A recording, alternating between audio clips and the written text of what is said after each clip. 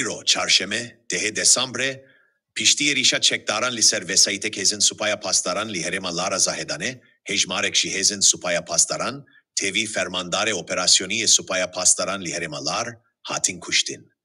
Îro derdora et sezdehu nivan, hezin supaya pastaran li heremalar bi çar vesayitan ber bi baregeha supaya pastaran li lar ve diçun.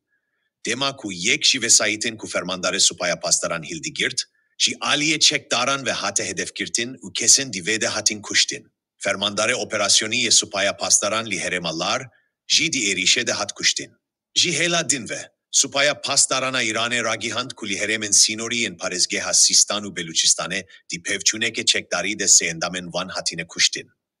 Bir yargeha kutse ya hezin bejahi ya supaya pastaran, îro li ser pevçune daxuyaniyek belavkir.